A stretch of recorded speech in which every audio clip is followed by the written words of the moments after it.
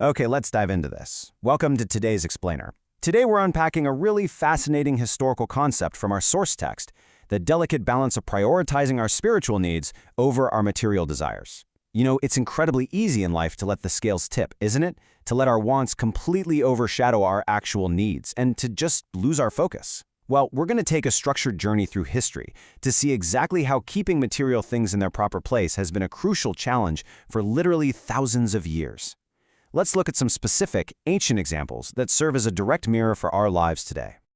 Listen closely to the specific wording in Luke 11:3. It says, "Give us each day our bread according to our daily needs." Notice what it doesn't say. It doesn't ask for a massive surplus, and it definitely doesn't say, "Give us everything we could possibly want." Just according to our daily needs. This establishes a profoundly simple, but man, is it a powerful baseline. It's a great reminder that our physical requirements are actually quite straightforward. When we start expecting way more than our daily bread, when we start obsessing over material excess, that is precisely when our spiritual focus begins to blur. This single sentence really sets the standard for everything we're about to explore. To truly understand the weight of this concept, we need to trace a single, repeating behavioral pattern across three distinct eras. First, we'll look at the ancient past, specifically near Mount Sinai.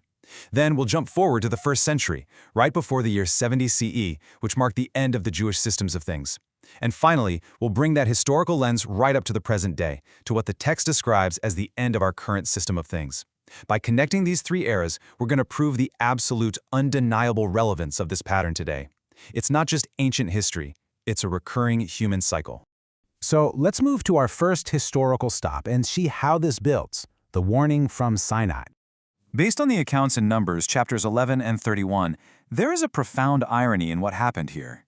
Jehovah provided miraculous provisions, actively sustaining the Israelites and giving them exactly what they needed to survive out there in the wilderness. Yet, they became injured by their own longing. They let their intense desire for different food, craving things they wanted rather than what they actually needed, completely corrupt their perspective. The text points out that they turned those very miraculous provisions into injurious things. The provision itself wasn't harmful. It was their selfish, unchecked longing that became the injury. They simply couldn't be satisfied with their daily bread. And that unchecked desire, it didn't stop at just complaining about food. As we break down the events from Exodus chapter 32, we see a really dangerous escalation.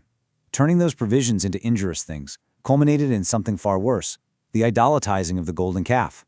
The source text explicitly links these behaviors, noting that right alongside this golden calf, the Israelites simply focused on eating, drinking, and having a good time. They completely abandoned their spiritual priorities for immediate material gratification and basically endless partying. They took the simple desire for daily sustenance and twisted it into an all-consuming lifestyle of excess and idolatry. Which brings us forward to our next era, Paul's 1st century council. The Apostle Paul looked back at those exact events at Mount Sinai not just as history, but as an urgent warning for his contemporaries. His counsel was incredibly direct. In 1 Corinthians, he explicitly warned Christians not to desire injurious things as the Israelites desired them.